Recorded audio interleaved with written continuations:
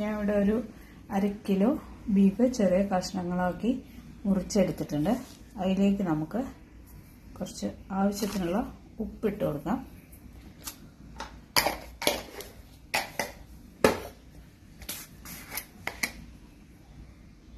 അതിലേക്ക് 1 ടീസ്പൂണോളം മഞ്ഞൾപ്പൊടി,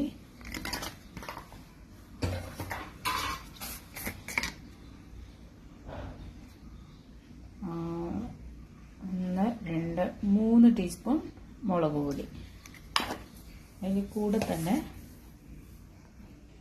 ഇതിനോടൊപ്പം 1 ടേബിൾ സ്പൂൺ വെളിച്ചെണ്ണയും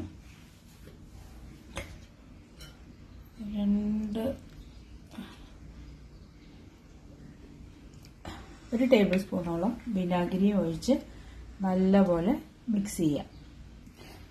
ഇതിലേക്ക് 1/2 ഗ്ലാസ് വെള്ളം കൂടെ ഒഴിച്ച് നല്ലപോലെ മിക്സ് ചെയ്യാം. ഇനി കുക്കർ അടുപ്പത്ത് വെച്ച് ഒരു പകുതി വേവാവണം. ഏകദേശം 5-6 വിസിൽ മതിയാവും.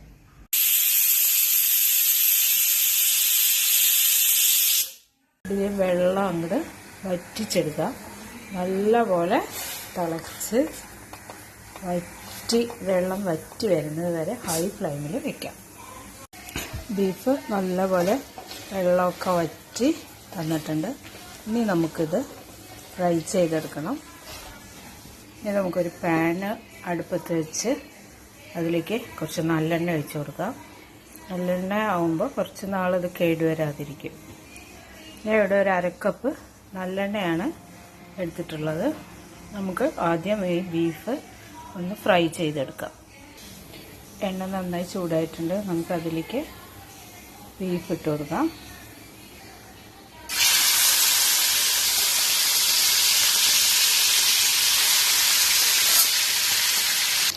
ബീഫ് മീഡിയം ഫ്ലെയിമിലിട്ട് ആ ബീഫിലെ വെള്ളമൊക്കെ ഒന്ന് വറ്റുന്ന വരെ നമുക്ക് ഫ്രൈ ചെയ്യാം. ഇനി നമുക്ക് ഈ ബീഫ് കോരി മാറ്റാം.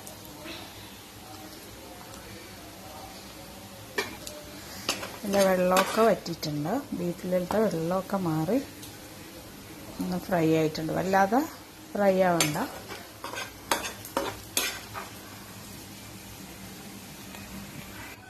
ഇനി ആ എണ്ണയിലേക്ക് തന്നെ നമുക്ക് കുറച്ച് കടുകിട്ട് പൊട്ടിക്കാം.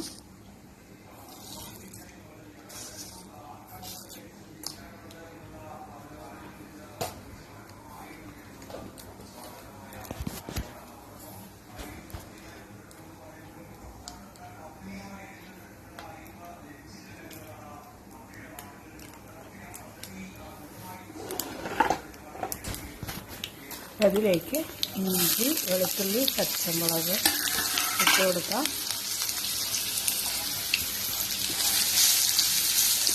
ഗ്യാസ് ഒരു മീഡിയം ഫ്ലെയിമിലാണ് വെച്ചിരിക്കുന്നത്. കുറച്ച് കറിവേപ്പിലയും കൂടെ ഇട്ട് കൊടുക്കാം. ഇനി ഇതിലേക്ക് കുറച്ച് ഉപ്പിട്ട് കൊടുക്കാം.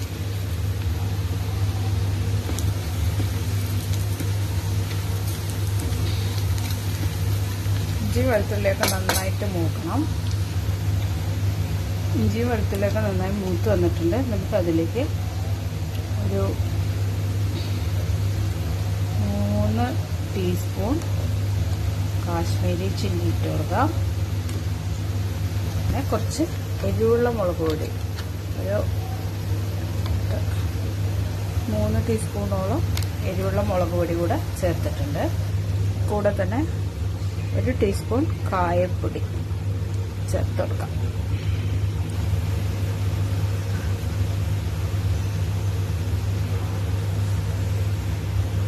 ഇതെല്ലാം കൂടെ നന്നായിട്ട് യോജിപ്പിക്കാം. പൊടികൾ കരിയാതെ നോക്കണം. അതുകൊണ്ട് ഏറ്റവും ലോ ഫ്ലെയിമിലേക്ക് വെച്ചിട്ടാണ് ചെയ്യുന്നത്.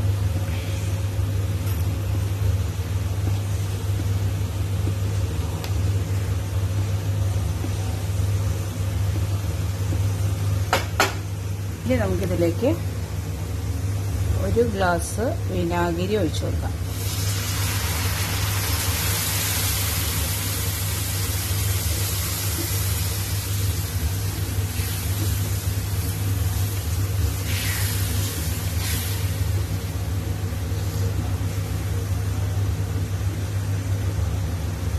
വിനാഗിരിയൊക്കെ നന്നായിട്ട് ഒന്ന് തിളച്ച് വരട്ടെ. വിനാഗിരിയൊക്കെ നന്നായിട്ട് തിളച്ച് വന്നിട്ടുണ്ട്. നമുക്കിനി ഇതിലേക്ക് ഫ്രൈ ചെയ്ത് വെച്ച ബീഫ് ഇട്ട് കൊടുക്കാം.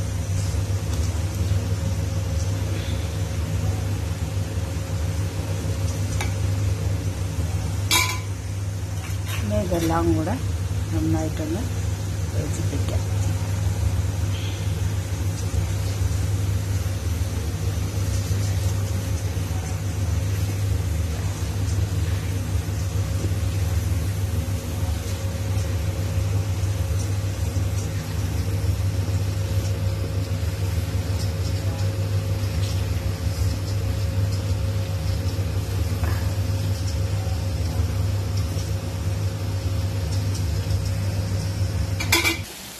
വിനാഗിരിയായിട്ട് ഒന്ന് നല്ലപോലെ ഒന്ന് തിളച്ചതിന് ശേഷം നമുക്ക് തീ ഓഫ് ചെയ്ത് അടച്ച് വയ്ക്കാം.